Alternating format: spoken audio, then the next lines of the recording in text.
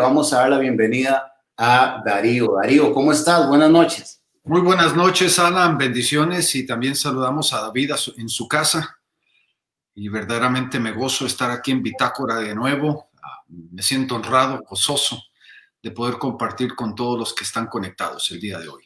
Excelente, excelente. Ya tenemos un buen grupo de gente. Yo sé que hay gente de todas las naciones y que estamos listos y dispuestos para escuchar lo que el Señor ha puesto en tu vida para esta noche.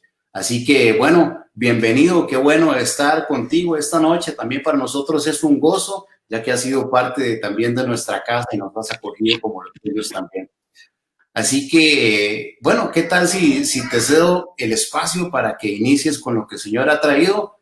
Y mientras tanto, pues yo estaré detrás de cámaras mientras compartes lo que el Señor te trajo, ¿de acuerdo?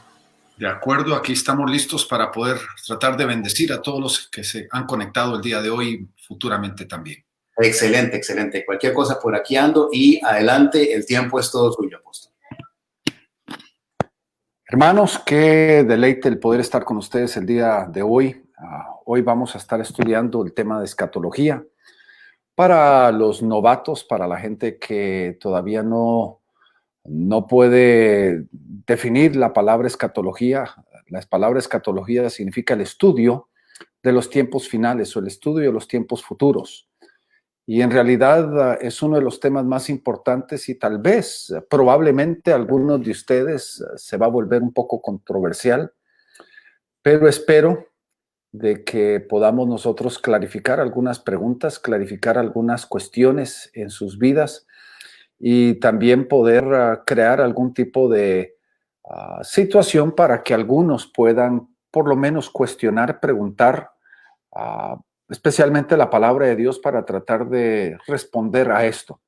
Me acerco con ustedes con temor y temblor porque sí les digo de que antes de enseñar una primera clase sobre escatología, su servidor estudió 3 a 4 años la temática para poder estar convencido de lo que estamos hablando y convencido de lo que estamos compartiendo el día de hoy. Entonces, definitivamente, para mí es un gozo. Y quiero comenzar basado en algo que creo que es importante, hablando acerca de los tiempos finales, que ha sido, vamos a decir, sumamente hablado durante los últimos meses, especialmente cuando el mundo está en cierta forma limitado, encerrado, con esto que nosotros conocemos como pandemia o como el COVID. En realidad, mucha gente se ha cuestionado y ha preguntado si verdaderamente ya estamos en los tiempos finales. Y creo de que es pertinente que cada uno de nosotros podamos preguntarnos y realmente también analizar qué es el punto de vista, qué es lo que nosotros creemos, porque si no creemos en nada, tampoco tenemos opinión ni mucho menos no podemos defender lo que no podemos creer. De tal forma que creo que es importante de que el Señor nos dé revelación y el Señor nos pueda clarificar acerca de los asuntos que son pertinentes para los tiempos de ahora. Porque creo de que estamos en tiempos en los cuales necesitamos ser gente entendida, necesitamos ser gente con revelación, gente con comprensión acerca de las Escrituras y no ser llevados cautivos por doquier, por cualquier viento de doctrina, por la opinión singular de personas que pueden tener doctorados también, pero no necesariamente porque tengan doctorados tienen revelación. Y no estoy asumiendo de que yo sea o tenga revelación, sino creo de que necesitamos dejar que las Escrituras sean las que nos hablen. Ahora, si vamos a estar tocando el día de hoy el tema acerca de los tiempos finales y especialmente ver la cronología de la segunda venida y los eventos que van a ocurrir alrededor y derredor de la segunda venida, creo que es importantísimo que nosotros podamos poner varios fundamentos. La primera cosa que tenemos que entender es que todo esto es una teoría. ¿Qué significa una teoría? Teoría es algo que todavía no ha sucedido. Cuando nosotros estudiamos y opinamos acerca de las cosas que van a pasar en el futuro, algo que no es un hecho, algo que no es comprobado, nosotros tenemos que simplemente asumir que es una teoría porque es una perspectiva por la cual estamos nosotros viendo Y la palabra de Dios dice que vemos a través de un vidrio oscuro. Y leemos basado en la revelación o basado en el entendimiento de lo que la palabra de Dios nos enseña.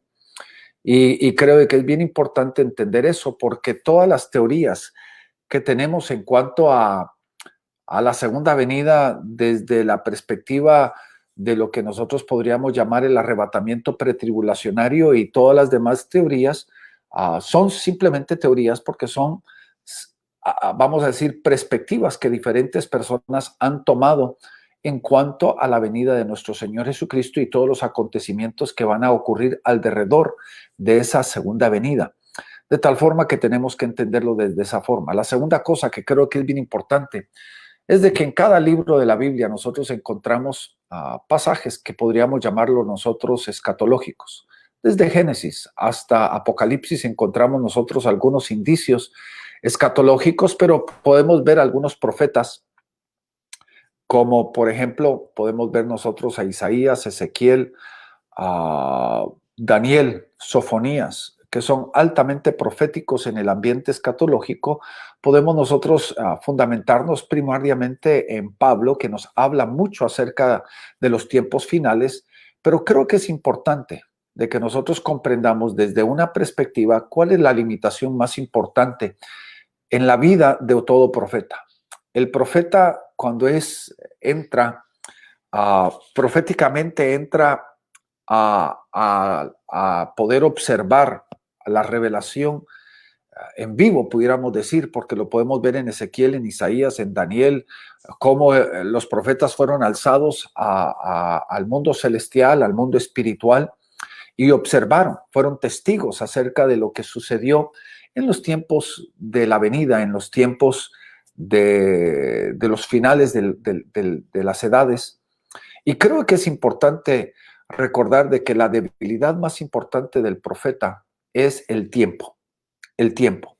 El tiempo está dividido en dos diferentes, vamos a decir, dos categorías de tiempo que son incongruentes el uno con el otro o son totalmente opuestos el uno del otro. No hay, vamos a decir, no hay unión entre los dos porque el uno que nosotros conocemos que fue hecho y creado por Dios para nosotros se llama el Cronos. De ahí sale la palabra cronología, que es el tiempo que está partido entre segundos, minutos, horas, días, semanas, meses, años, décadas, siglos, milenios. Y un minuto no puede, vamos a decir, no se puede cruzar con otro minuto porque nosotros tenemos un orden. Uno va después del otro y no hay forma de retornar porque la cronología sigue de tal forma que en toda la cronología hay un pasado, un presente y un futuro. Pasado, un presente y un futuro. Esa es cronología. Por eso, bien importante entender eso. Pero cuando el profeta es alzado para poder ser testigo de las cosas que van a suceder en el futuro, como lo podemos ver nosotros en el libro de Segunda de Tesalónicas, también lo vemos nosotros en el libro de Apocalipsis, donde Dios le habla a Juan y le dice, sube aquí y yo te mostraré las cosas que han de suceder. Simplemente esa frase, el profeta es alzado y entra del Cronos, entra al Kairos. Y nosotros que entendemos estos conceptos desde la perspectiva espiritual, entendemos de que el Kairos es el tiempo en donde Dios vive, donde no existe un pasado ni existe un futuro, todo es el eterno presente. Y entonces cuando el profeta entra al Kairos, literalmente se le hace una mezcolanza el pasado, el presente y el futuro cronológico. Y cuando regresa a querer interpretar, vamos a decir, a poder escribir el relato de lo que observó en el mundo espiritual, ahí es donde entra el problema. Y entonces lo que encontramos es de que los profetas nos hablan acerca de lo que vieron y lo que observaron, pero no necesariamente nos lo ponen en un orden cronológico. Y hacia eso tenemos que entrarle el día de hoy, porque el profeta de profetas, el verdadero entendido acerca de esto, el que nos relata su propio trayecto, es el profeta llamado Jesucristo. Y Jesucristo nos relata verdaderamente su venida y lo encontramos en el libro de Mateo capítulo 24 y 25. Y si usted está interesado en profundizar un poco más en esta escritura, Yo le invito a que en los próximos días usted también pueda leer estos 2 capítulos que son altamente escatológicos. Cada palabra, cada versículo en estos 2 capítulos son escatológicos, nos hablan de la segunda venida.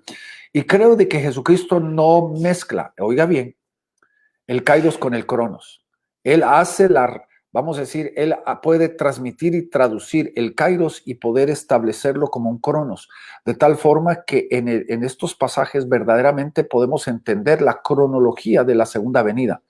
No significa, entienda bien lo que le voy a decir y que usted lo pueda comprender, no significa de que las cosas ocurren inmediatamente después de una de la otra, porque recordemos, el tiempo para Dios, Dios se puede atrasar y puede adelantar los tiempos y Él puede mover las edades, de tal forma que un día son para el Señor 1000 años y 1000 años nuestros son para Él un día, de tal forma que Él puede acelerar de la misma forma que atrasó eventos en otros tiempos, como lo que hizo en el tiempo del Éxodo, cuando Dios le dijo a Abraham que su descendencia iba a estar en Egipto 400 años, pero en realidad fueron 430 años, porque Dios alargó el tiempo, alargó la etapa. Y nosotros tenemos que estar ampliamente conocidos, pero sí creo que es importante entender de que hay un orden, hay un proceso que nos lleva a un destino, y ese orden es mucho más importante en el entendimiento escatológico que aún ponerle fecha a las cosas o ponerle el tiempo a la hora, a las cosas, y creo que es bien importante. Y para eso quiero llevarlos al libro de Mateo capítulo 24 y vamos a ver nosotros por unos minutitos la primera etapa de lo escatológico y lo que llamamos nosotros los tiempos que están trabajando hacia el fin.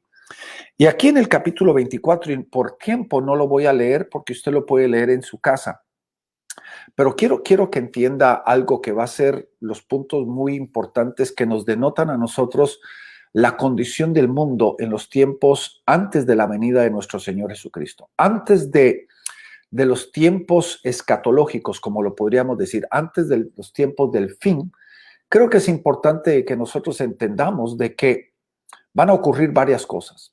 Y la primera cosa que va a ocurrir es de que estos tiempos van a ser tiempos que la palabra de Dios define como tiempos de engaño. Varias veces en este pasaje, desde el versículo 3 del capítulo 24 en adelante, por ejemplo, versículo 4 dice, nadie os engañe. Versículo 5 dice, y a muchos engañarán. Más adelante dice, si es posible, aún hasta los escogidos. El enemigo va a querer poder engañar. Y creo que es imperante que nosotros entendamos de que aquí va a haber una proliferación de lo que es la mentira, una proliferación de lo que es el engaño. Va a haber una multiplicación pudiéramos decir, hasta aún de las religiones falsas y aún, creo, de las sectas pseudo cristianas. Porque recuerde, el engaño no va a ser 100% mentira, el engaño va a tener un porcentaje alto de la verdad con un porcentaje mínimo de la mentira, pero el hecho de que no es 100% verdad instantáneamente hace la verdad o transforma la verdad en mentira, y entonces creo que es imperante de que cada uno de nosotros entendamos de que esto es realmente una de las señales, una de las marcas de que estamos entrando a los tiempos finales. El hecho de que hay una proliferación del espíritu de engaño, que realmente este es el espíritu del anticristo, que es el espíritu de los tiempos finales. Hoy tenemos que estar más que nunca alertas en contra de las artimañas del enemigo. Primera de Juan capítulo 4, versículo 6, usa esta frase, lo llama el espíritu de error, porque es la manifestación de lo que está sucediendo. La segunda cosa que creo que es bien importante es de que se va a manifestar en estos tiempos finales lo que voy a llamar el espíritu del anticristo. Ahora, es bien importante entenderlo y quiero recalcarlo, que en 1 Juan capítulo 2, versículo 18 en adelante, Juan recalca de que el anticristo y el espíritu del anticristo se ha venido manifestando desde el tiempo de Judas. Judas es un prototipo del anticristo en un sentido de la palabra, engañador, usurpador, alguien que se antepone, alguien que quiere usurpar la posición y tomar el lugar. Y en un sentido de la palabra, desde los tiempos neotestamentarios, encontramos nosotros de que siempre ha existido el espíritu del anticristo, y a través de las edades nosotros podemos empezar a notar de que siempre han habido gente que ha sido el prototipo del anticristo. Y aunque ninguno de nosotros realmente podemos saber, han habido un montón de teorías en quién es el anticristo y todo lo demás, lo que sí es importante entender es de que nosotros estamos viviendo tiempos en los cuales el anticristo se está manifestando en mucha forma y en mucha manera. Ahora, oiga bien, entienda esto. El anticristo no se va a manifestar en el hinduismo. El anticristo no se va a manifestar en el confucianismo ni en ninguna de esas religiones que verdaderamente no tienen la verdad, están fríos en este proceso. El anticristo realmente, el espíritu del anticristo se va a querer manifestar en la misma iglesia, se va a querer sentar en el trono, va a querer usurpar la posición que a Cristo le toca en el trono de la misma iglesia de su cuerpo. Entonces el espíritu del anticristo es el espíritu de los últimos tiempos y en realidad han habido muchísimos anticristos a través de las edades, y entre más nos aceleramos a los tiempos finales, más va a ser la manifestación de estos pluralmente anticristos. ¿Por qué? Note usted lo que dice aquí en 1 de Juan, capítulo 2, versículo 18 en adelante, y lo voy a buscar para dárselo. 1 de Juan 2, y quiero que usted vea el versículo 19. Dice una frase ahí muy importante. Note, hablando de los anticristos, dice, pero salieron de nosotros para que se manifestase que todos no son de nosotros. En realidad, este espíritu del anticristo va a usar la misma iglesia como un trampolín, va a usar la misma iglesia como una plataforma para tratar de hacer su obra, porque verdaderamente nosotros como iglesia somos el blanco, somos la meta, el objetivo de su engaño. Porque la pregunta que creo que es bien importante que usted se haga, mi querido oyente, que creo que es bien importante que se haga, ¿para qué tratar de engañar al que ya está engañado? El propósito del engaño, el propósito del objetivo del engaño es engañar al que tiene la verdad. Porque el que ya está engañado no necesita ser engañado más, ya ha sido engañado, y entonces creo que es imperante de que entendamos eso. Que ese es el espíritu de los últimos tiempos. Ahora, regresando aquí a Mateo capítulo 24, podemos nosotros ver una segunda faceta. Va a haber una alteración de ciertos valores. Por ejemplo, la familia está bajo un tremendo ataque ahorita alrededor del mundo. Toda la identificación de lo que es la familia, la identificación de lo que es el núcleo familiar, la redefinición y la refundamentación de la sociedad basado en el concepto de lo que es la familia es la manifestación de los últimos tiempos. Porque al fin y al cabo tenemos que recordar de que la familia es y siempre será el fundamento de toda la sociedad. Fue la primera institución, el primer tipo de gobierno que Dios estableció. Y si quiere el enemigo robarse, cambiar el orden de las cosas, lo que va a querer hacer es reidentificar a la misma familia. La tercera cosa, van a haber problemas políticos. Mateo capítulo 24, versículo 6, nos habla de guerras y rumores de guerras. Guerras y rumores de guerras. Va a haber una alteración del orden, donde la tierra entera, las naciones enteras van a ver guerras y rumores de guerras, y realmente esto nos manifiesta de que estamos nosotros en esta etapa, porque desde la Primera Guerra Mundial a mediados de 1910, 1915 en adelante, nosotros podemos ver de que no ha habido un tiempo en toda la tierra de paz, sino ha habido una proliferación de guerras y de rumores de guerras. Y esto es la señal de los tiempos en los cuales nosotros vivimos. La cuarta cosa, problemas naturales. Sabemos que la palabra de Dios habla de que la misma creación ha sido sujetada por el pecado. y que ellos están aguardando, la naturaleza está aguardando la manifestación de los hijos de Dios, está aguardando la manifestación de estos tiempos en los cuales la iglesia suba a un nuevo nivel, donde Dios manifieste a los escogidos y que Dios verdaderamente forme a su ejército, y la misma naturaleza está esperando este tiempo. ¿Y por qué? Porque lo que podemos ver conforme al versículo 7 del capítulo 24 de Mateo, Mateo 24, 7 nos dice de que habrán pestes y hambres y terremotos en muchos lugares. Interesante. Note aquí 3 diferentes cosas que la naturaleza, en la cual la naturaleza se está afectando. Porque habla de pestes. Y la peste no es simplemente, vamos a decir, vegetal animal, donde haya vamos a decir, una expansión de aquellas pestes que se están comiendo los cultivos y todo lo demás, sino también estamos hablando de pestes como pandemias, cosas bacteriales y virales. Son pestes, porque habla de muerte y de destrucción. Y si nosotros vemos pasajes paralelos que ya hablan de los tiempos antes de la venida de Jesucristo, donde dice de que muchos morirán, muchísimos morirán. Y realmente tenemos que contemplar esto. Cuando habla de hambres, que es el resultado de las pestes y del ataque sobre la misma cosecha, que es el alimento de la humanidad, que va a causar gran hambre, y terremotos, donde yo creo de que la misma naturaleza está gimiendo con dolores de parto, porque los terremotos se han multiplicado de cada 10 años, desde 1900, cada década ha habido vamos a decir, una multiplicación de los terremotos alrededor del mundo. Y por último, podemos nosotros ver de que van a haber problemas religiosos, problemas espirituales. Porque note lo que dice el versículo 9 del capítulo 24, 24:9, dice esto: os entregarán a tribulación y os matarán y seréis aborrecidos de todas las gentes por causa de mi nombre. Previamente habla acerca del enfriamiento del corazón, donde los corazones van a estar desanimados, van a estar enfriados, donde el corazón de la gente se va a enfriar.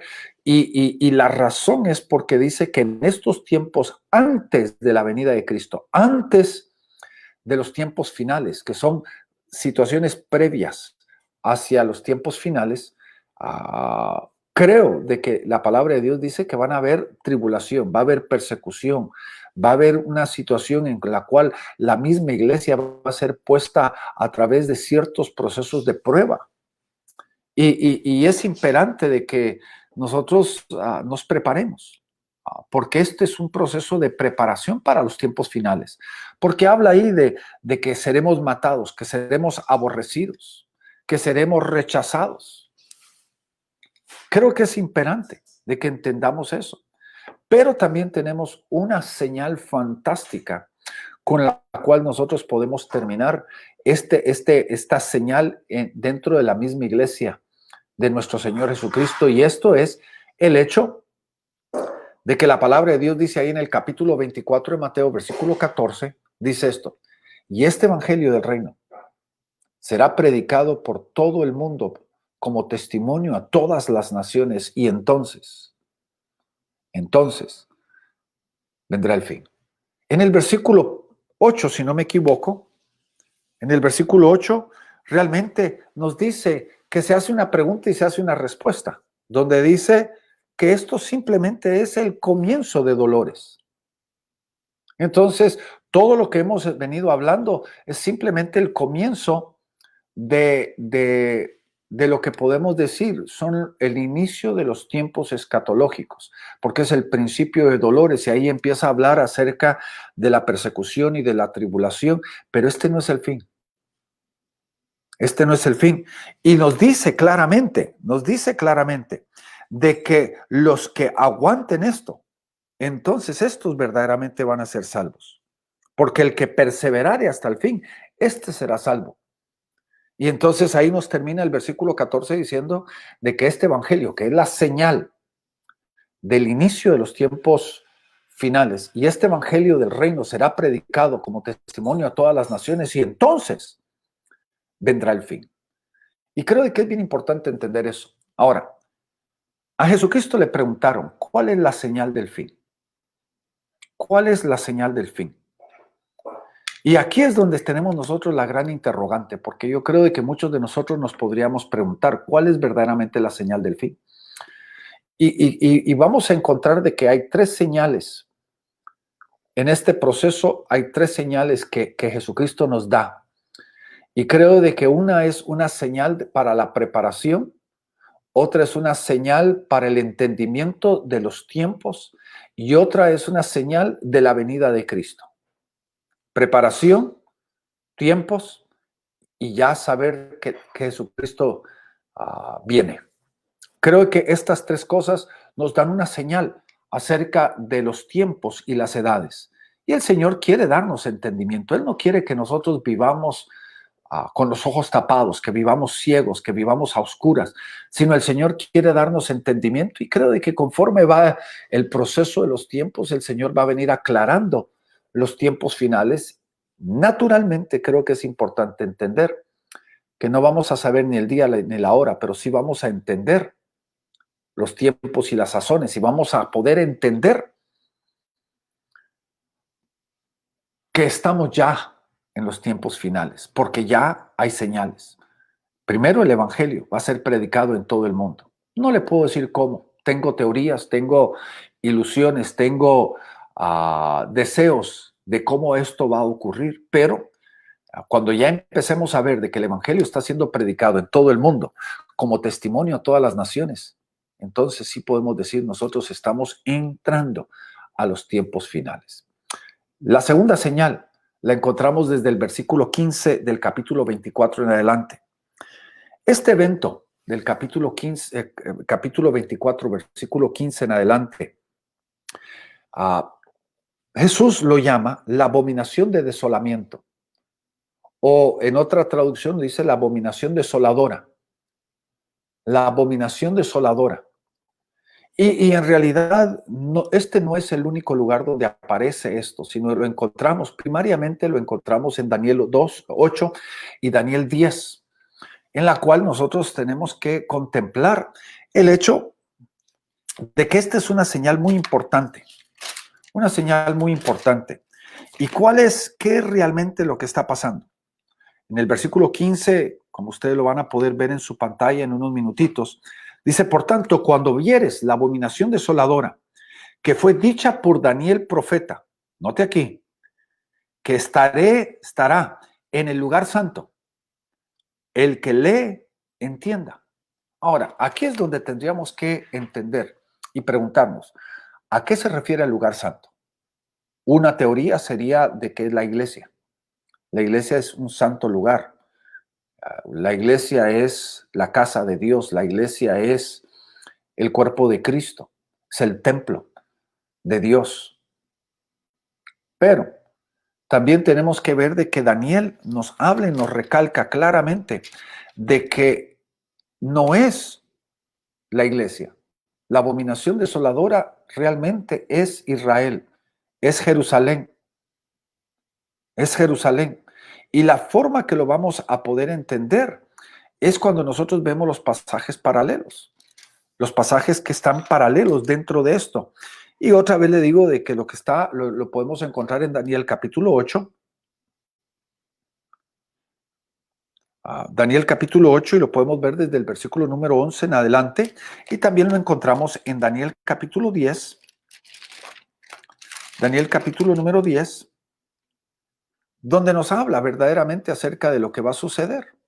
Lo que me parece muy interesante de esto es esto, de que lo que está declarando nosotros la Escritura es de que Israel, Jerusalén, va a caer de nuevo en las manos de los gentiles.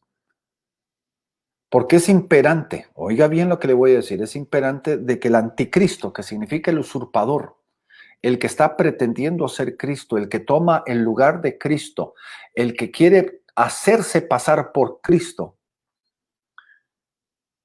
va a querer replicar, entienda esto, va a querer replicar lo que proféticamente está hablado acerca de lo que Cristo hará. Cuando Jesucristo venga, cuando regrese, Él viene con un propósito de establecer el reino de Dios aquí en la tierra. Él viene a establecer su reino, viene a sentarse en el trono, en la unión entre el trono de Dios y el trono de David. Viene a sentarse en el trono para poder gobernar la tierra. Ahora, Él lo hará desde Jerusalén, que es la ciudad santa, es la ciudad eternal, tiene el pacto de Dios. Y Jerusalén es el epicentro de todo lo que va a suceder. De tal forma que el anticristo, nosotros debemos de recordar esto, cuando Jerusalén caiga, el anticristo va a entrar como Jesucristo entró en Jerusalén en su primera venida y entrará en Jerusalén en su segunda venida también, pero él va a querer entrar para tomar el trono ahí, y dice la palabra que los gentiles, Jerusalén se le va a ser dado a los gentiles por un tiempo. Y vamos a ver, esperamos la próxima semana, de que la razón del por qué Jesucristo viene, una de las razones es para liberar la ciudad santa, para liberar la ciudad del pacto, para liberar la ciudad de su reino, que es la ciudad de Jerusalén. De tal forma que es importante recordar de que Jerusalén va a caer. Ahora, ahí en el libro de Daniel, en el capítulo número 8, versículo 14, oiga bien, porque aquí estamos entrando a la cronología. Nos habla de la abominación desoladora y nos dice ahí, versículo 14 dice, y él me dijo, hasta 2300 tardes y mañanas, y el santuario, dice, será purificado. Ahora, la purificación, aquí no me quiero meter a algo tan mezclado y complejo porque trato de simplificar las cosas, pero recordemos, Jesucristo purificó el templo en su primera venida. Lo purificó cuando Él sacó a los usurpadores, cuando sacó a los que habían invadido el templo, a los que estaban haciendo del templo un lugar de negocios. Él purificó el templo de esa forma. Y le voy a preguntar, ¿cómo va a ser la purificación de Jerusalén? Porque dice que 2300 tardes y mañanas y el santuario va a ser purificado. Y entonces, ¿cómo va a ser purificado? Yo creo que de la misma forma, porque Jesucristo en su venida, Él va a purificar. Ahora, aquí está el grave problema. Aquí solo nos da a nosotros 2300 días. Y si usted hace la matemática, usted va a entender de que 2300 días son 6 años con 4 meses. Quiero tal vez reventarle o quebrar algunos pensamientos aquí, porque definitivamente la palabra de Dios no nos habla de un periodo de 7 años. La palabra de Dios solamente nos habla de periodo de 3 años y medio.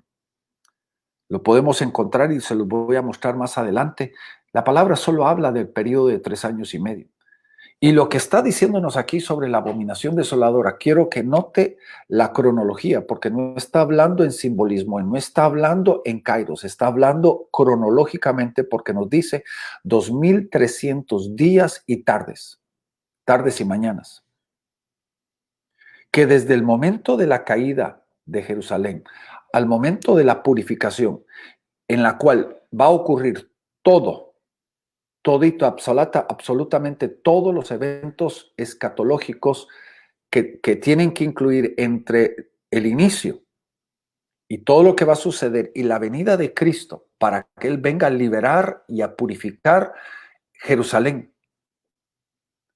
Va a ser 6 años con 4 meses. Ahora, yo no le puedo decir cuándo va a comenzar esta cronología y cuándo exactamente va a terminar. Porque podría ser de que hoy empiece, vamos a decir, hoy comience la guerra y termine la guerra, tomen Jerusalén. Puede ser de que el día que el anticristo ponga su pie en Jerusalén sea el día que comienza esta cronología, o puede ser el día que cayó Jerusalén, eso no importa. Lo que es importante es entender de que no existen esos 7 años, lo que existe son 6 años con 4 meses, conforme a lo que entendemos aquí o lo que estamos viendo desde esta perspectiva. Lo que sí sabemos es de que el Señor ahí en el capítulo 24 de Mateo, versículo 15, nos habla sobre la abominación desoladora que ocurrirá en el santo lugar. Y en Daniel que enfatiza este evento, nos da el entendimiento de que va a ser un evento que va a durar 6 años con 4 meses. Y entonces, imagínense, el versículo 15 que siguió el versículo 14 nos dice, y este evangelio será predicado por todo el mundo como testimonio a todas las naciones y entonces vendrá el fin. Y entonces, ¿qué nos dice? El versículo 14 comienza, con el final del versículo 14 comienza el tiempo del fin. Y ahí es donde podemos nosotros marcar, porque desde ese momento empieza la abominación desoladora, la reconquista de Jerusalén, la caída de Jerusalén, la entrada del anticristo, y con un periodo de tiempo de 6 años y más, que va a incluir dentro de ese periodo la venida de Cristo y la liberación de Jerusalén. Y muchísimos eventos entre todas esas que nosotros vamos a describirlos el día de hoy y también la próxima semana. Que creo que es importante realmente tomar nota de eso. Ahora, creo que es bien importante que nosotros entendamos esto. De que Dios nos está hablando de que van a haber procesos que nosotros tenemos que permitir que Dios empiece a romper algunos paradigmas, porque creo, mi querido hermano y hermana que me están viendo el día de hoy a través de este medio, creo de que la Iglesia de Jesucristo ha presentado con un deseo personal, ha presentado un evangelio que yo lo llamo un evangelio escapista. Porque se nos ha prometido el hecho de que nos vamos a escapar todas estas cosas. Y espero de que usted se quede conmigo durante el resto del tiempo de hoy y que el próximo lunes también usted pueda acompañarnos para que usted pueda abrir sus ojos y verdaderamente ver qué es lo que la Escritura nos dice, porque no es la opinión de fulano, mengano y sutano, ni la de Darío, sino qué es lo que la Escritura nos dice. Porque podríamos nosotros encontrar un versículo que nos pueda dar la luz de que no vamos a vivir algunas cosas o no vamos a experimentar algunas cosas o vamos a estar bajo la protección de Dios en algunas situaciones, pero también las Escrituras nos habla acerca del hecho de que vamos a tener que vivir ciertas cosas que a nosotros no nos gustaría tener que vivir. Ahora, quiero lanzarme rápidamente a que podamos nosotros continuar en este proceso. Porque creo que es importante que nosotros por unos minutitos tomemos este pensamiento. Porque hay diferentes teorías, hay diferentes formas de ver las cosas. Hay diferentes maneras que nosotros podríamos tratar de entenderlo. Y la realidad es de que hay diferentes teorías acerca de los tiempos finales. Por ejemplo, está la teoría pretribulacionaria.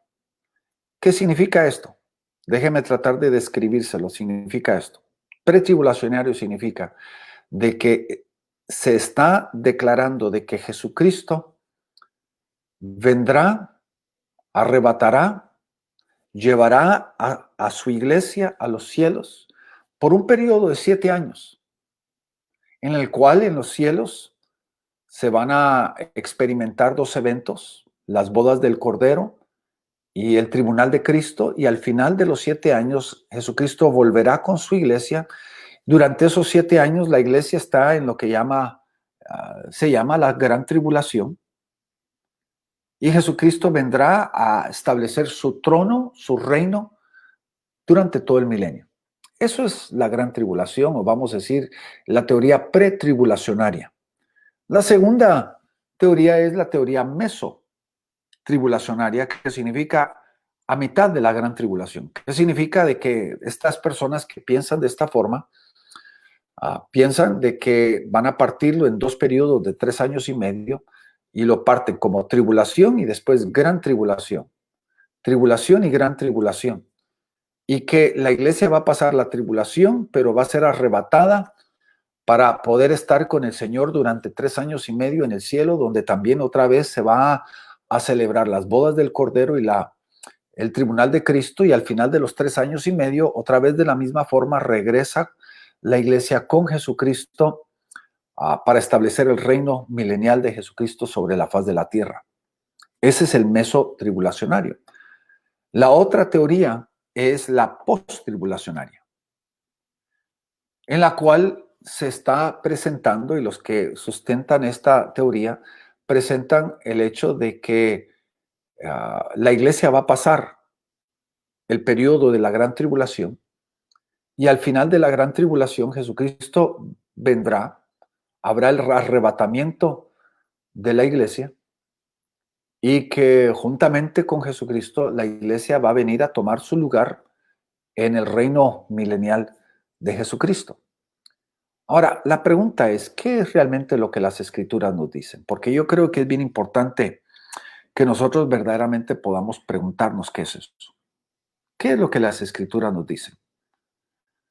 ¿Qué es lo que la escritura nos habla acerca de los tiempos? ¿Qué es lo que la escritura nos habla acerca de estos eventos?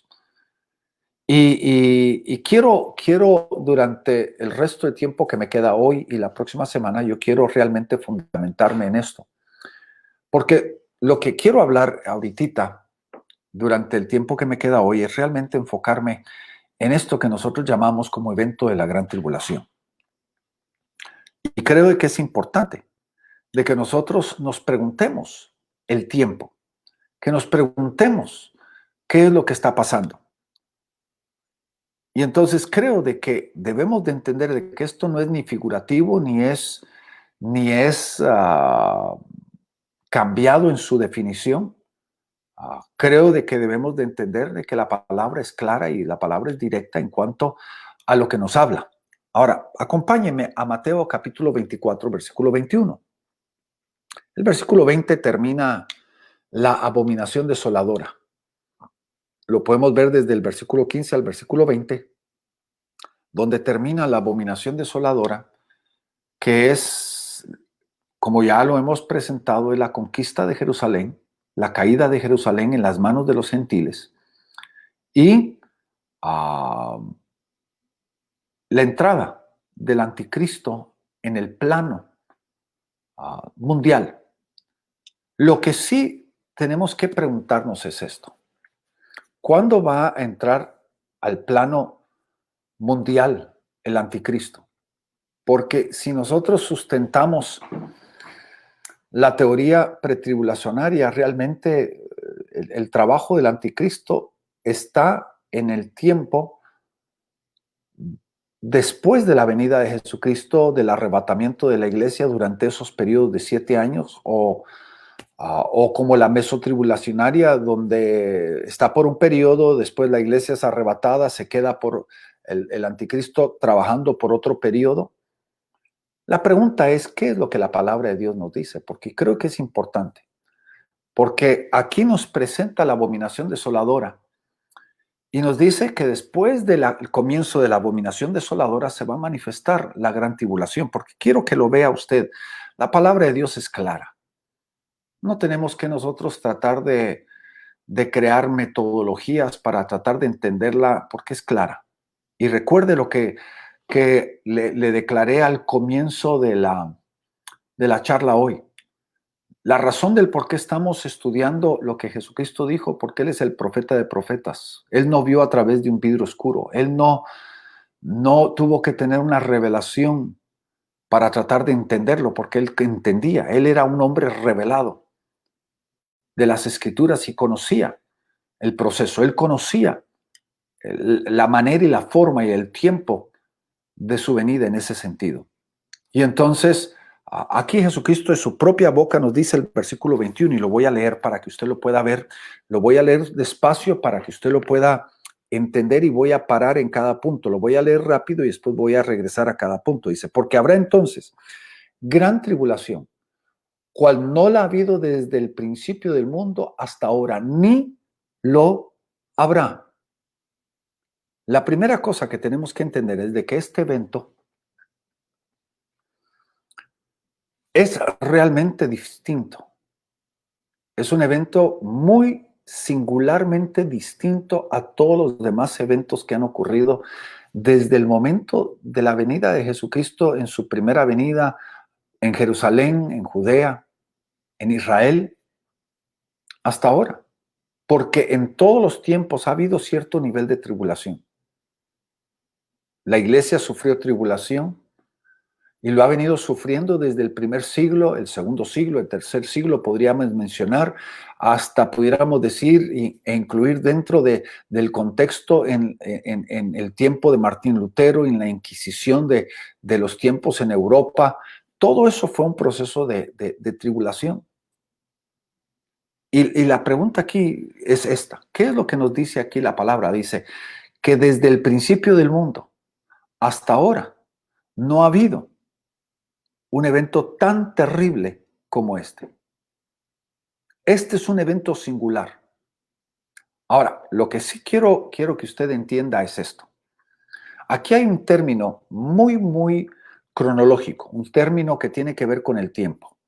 Porque quiero que usted vea la primera frase del versículo. Dice, porque habrá entonces. La palabra clave aquí, la que no nos puede dar diferentes formas de ver esto, la palabra bien clave es la palabra entonces. Dice, habrá entonces gran tribulación. La palabra entonces es una palabra cronológica que podemos decir, hay un antes y ahora viene este evento. Hay un antes y viene este evento. Y entonces, ¿cuál es el antes? El antes es lo que vemos nosotros. Es todos los eventos hasta el versículo 14 que incluyen el evangelismo mundial y después la abominación desoladora. Y cuando ocurra todo esto, entonces vendrá la tribulación. Entonces vendrá la tribulación. Y no es un evento continuado, es un evento singular que va a ocurrir en la tierra. Y un evento tan singular que no ha habido uno como ello en todo el tiempo, desde la creación del mundo hasta el final, no lo ha habido. Este es un evento singular. Y entonces creo que es importante entender de que aquí, la pregunta que quiero que usted note, aquí todavía no se habla ni de la segunda venida, ni se habla del arrebatamiento, ni se habla de todos los demás eventos, porque aquí está presentando de que en este momento, dentro de la cronología escatológica, comienza la gran tribulación. Y con la tribulación entendemos, paralelamente con la tribulación, entendemos la manifestación de dos personajes muy importantes en este tiempo, la manifestación del anticristo y la manifestación del falso profeta. Todos dos con un propósito de engañarlos, dos con un propósito de hacer desviar a la misma iglesia, tratando de usurpar el lugar que le corresponde a Dios.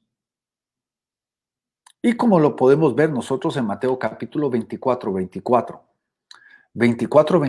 3 versículos más adelante al que los acabamos de ver, dice, note hablando del anticristo y el falso profeta, note aquí, dice, y harán, plural, grandes señales y prodigios, de tal manera que engañarán, si fuere posible, aún a los escogidos.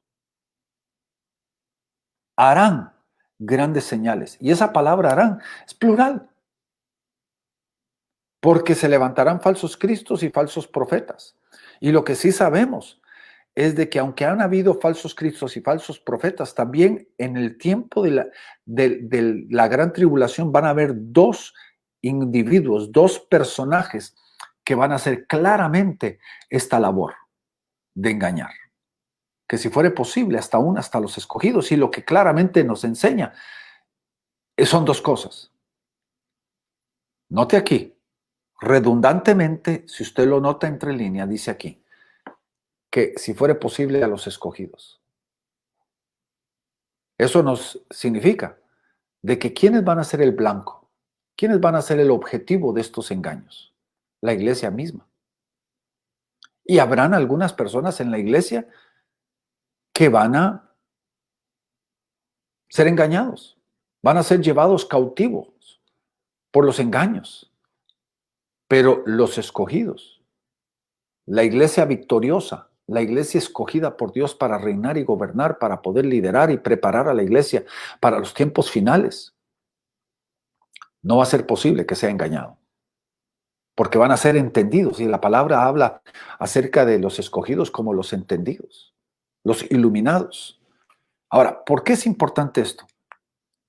Porque Daniel, si usted está escribiendo esto, Daniel 11:36, nos dice que también harán señales y prodigios y maravillas para tratar de ilusionar a los, perdonen mi castellano, a los tontos que creen cualquier cosa, que andan buscando señales, maravillas, como vamos a decir, la forma y la manera de poder tener un verdadero entendimiento de la iglesia.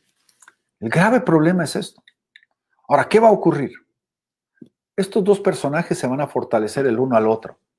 El falso profeta, que representa literalmente un personaje religioso. No quiero decir cristiano porque salió de entre nosotros. Usted tiene que entender esto, mi querido hermano y hermana, de que estos dos personajes han sido cristianos, porque para poder convertirse en estos dos personajes tienen que tener un trasfondo cristiano.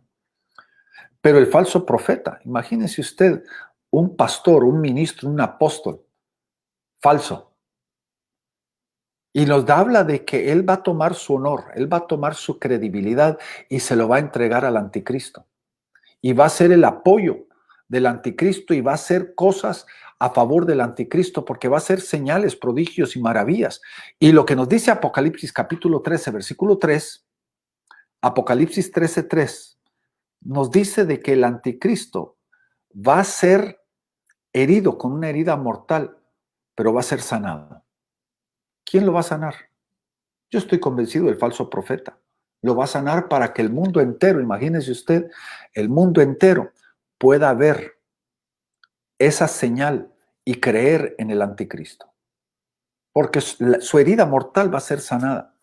Y creo que todo esto nos enseña de que hay un patrón aquí. Patrón de lo que está sucediendo. Porque todo es con el propósito de desviar y tomar control del mundo, tomar control de la iglesia, poder destruir y limitar la efectividad de la iglesia, especialmente en el evangelismo. Quiero darle un paréntesis a usted por un segundo. Usted debe recordar, muchos cristianos durante sus estudios escatológicos, especialmente de Apocalipsis, se vuelven pesimistas.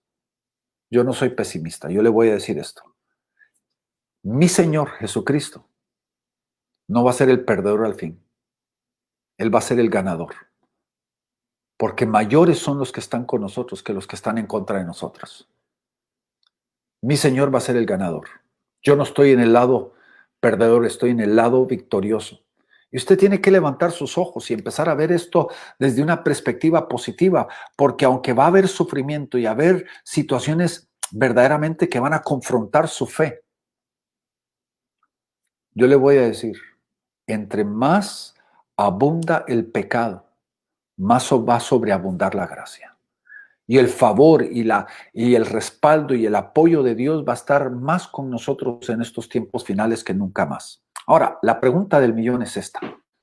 Antes de terminar el día de hoy, ¿cuál es la pregunta del millón? ¿Quién es el anticristo?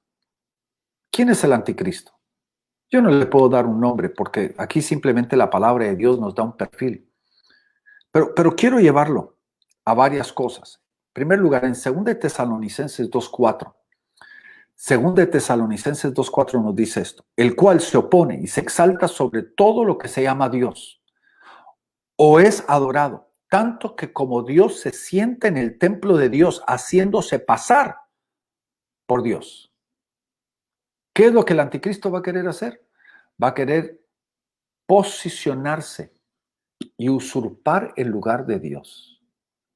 Especialmente lo podemos ver, como ya lo hemos planteado, en Jerusalén, en la ciudad santa, en la capital del reino. El mismo anticristo va a querer plantearse como si fuera Dios ahí, como si fuera Jesucristo manifiesto en la tierra. Y a través de las escrituras vamos a ver varias cosas que son impresionantes acerca de este hombre, para que usted entienda el enemigo con el cual vamos a tener que enfrentarnos. Apocalipsis 13:5 nos dice esto: y se le dio boca para que hable grandes cosas y blasfemias. Es un hombre que va a tener una capacidad impresionante del habla. Si nosotros vemos a través de la historia, esto no nos debería de sorprender.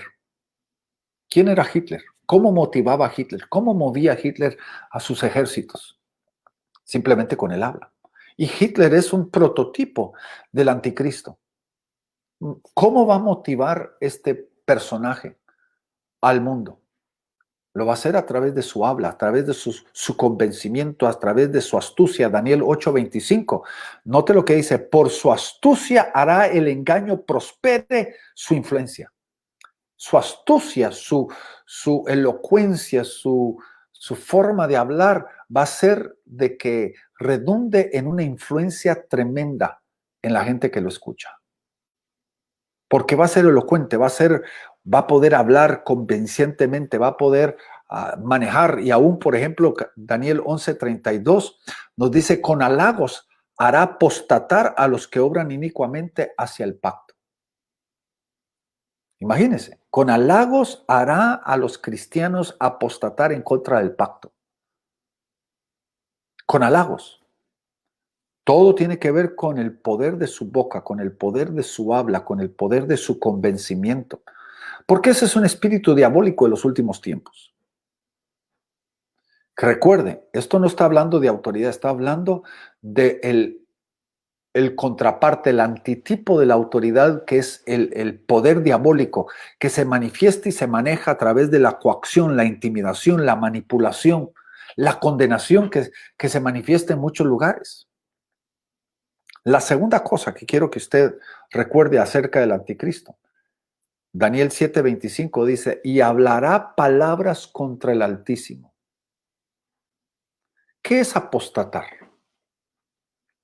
Apostatar es saber y conocer la verdad y rebelarse en contra de la verdad y rebelarse en contra del Dios del pacto.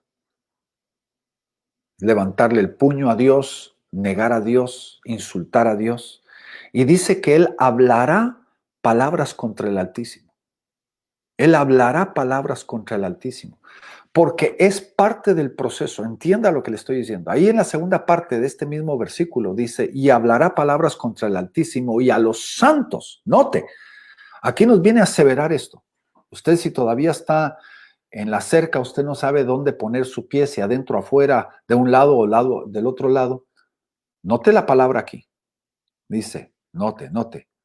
Dice: y hablará palabras contra el Altísimo y a los santos del Altísimo quebrantará y pensará en mudar los tiempos y la ley, y engañados serán en su mano hasta el tiempo. Note, tiempos y medio tiempo.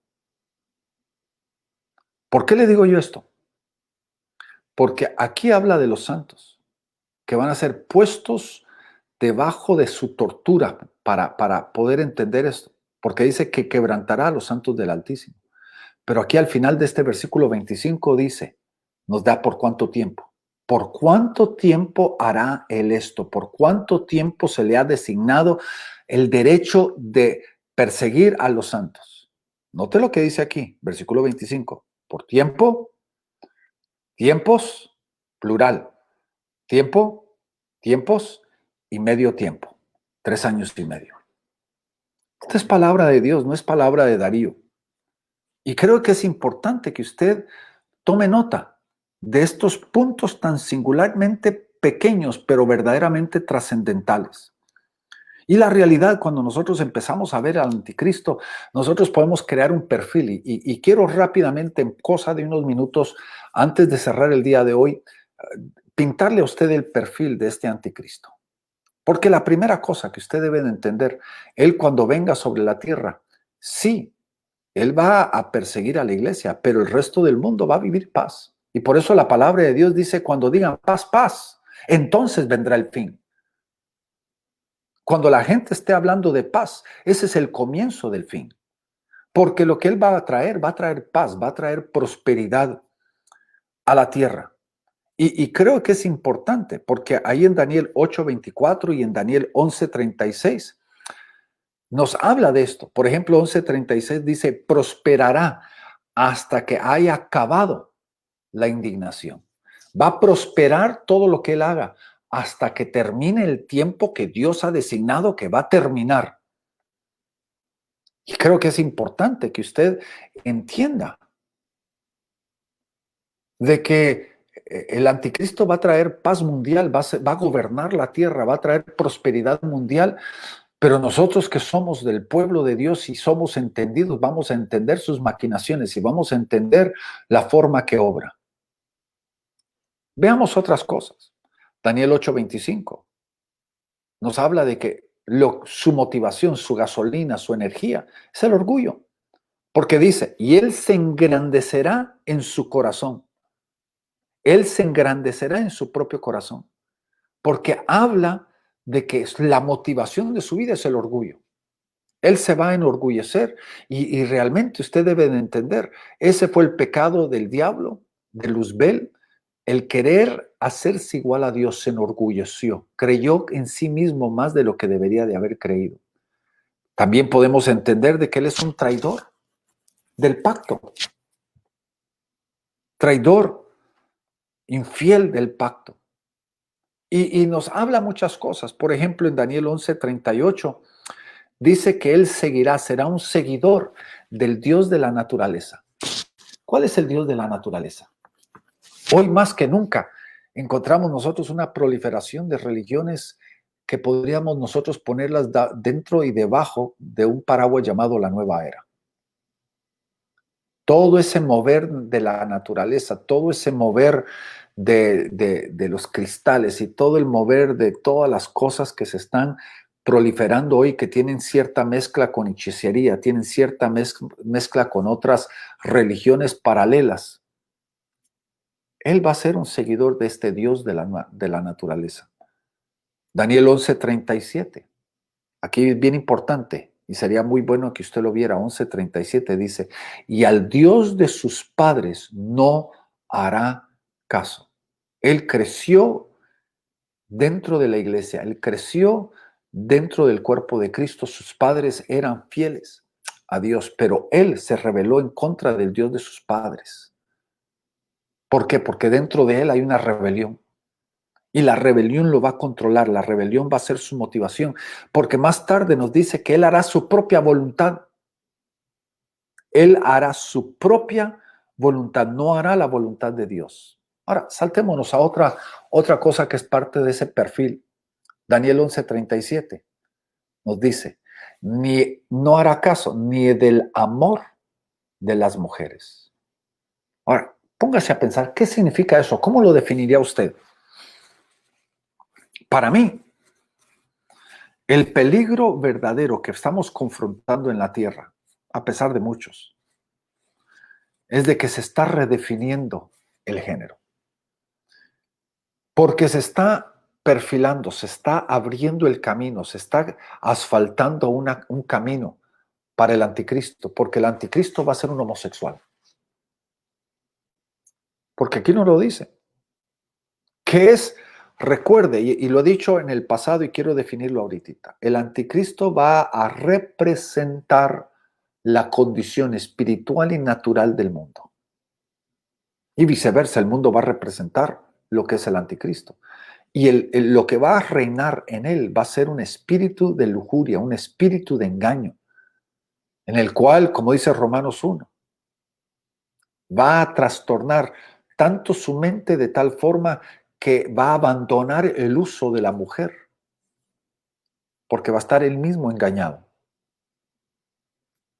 El homosexualismo. Hoy, si nosotros lo vemos, hace 20 años el homosexualismo era un escándalo. Hoy es aceptado en muchos círculos y hasta aún estoy viendo cristianos, entre paréntesis, que están tratando de probar de que Dios acepta y ama el homosexualismo. ¿De dónde viene y a dónde va esto? Claramente lo que el Señor nos está hablando aquí. Y para terminar hoy, tenemos que entender, y quiero llevarlo, Apocalipsis capítulo 13, versículo 7, 13:7, para tratar de terminar hoy y concluir este círculo y ya podemos comenzar el resto de nuestra temática la próxima semana. Apocalipsis 13:7 nos dice esto. Y se le concedió hacer guerra contra los santos y vencerlos. Y se le dio autoridad sobre toda tribu, pueblo, lengua y nación. A esta bestia a este anticristo, Dios le ha dado cierto derecho. Porque recuerde, nada va a ocurrir en tu vida y en la mía donde Dios no sepa y Dios no lo haya permitido. Y note aquí lo que dice. Y se le permitió hacer guerra contra los santos y vencerlos.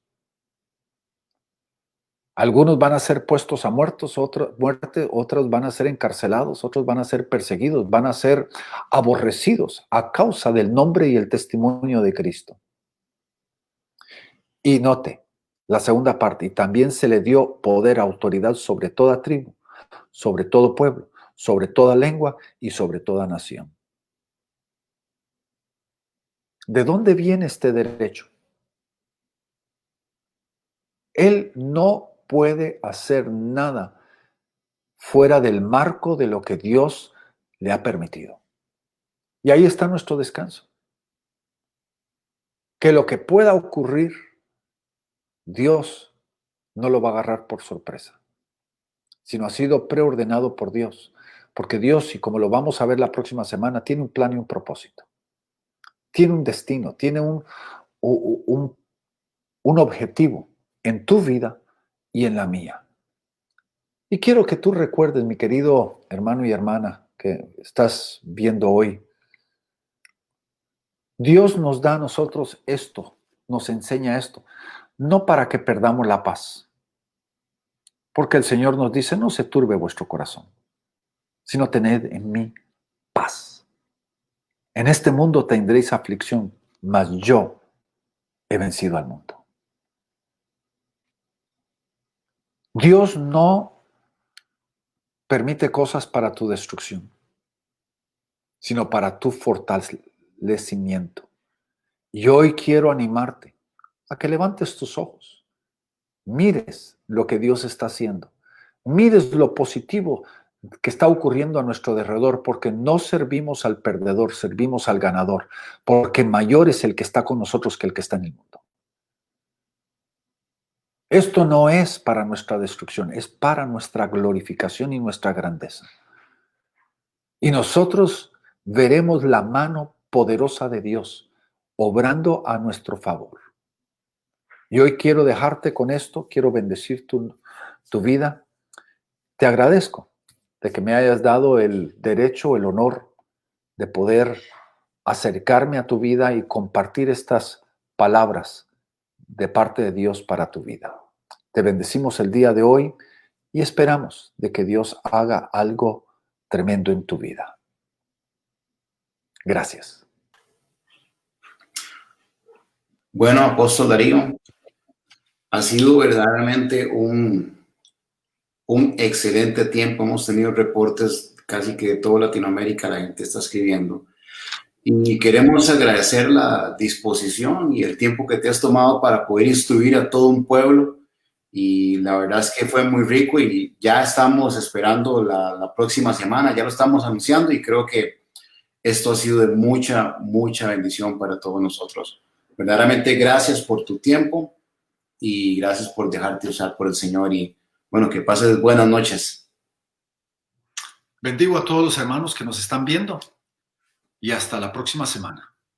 Hasta la próxima semana, Apóstol. Muchas gracias.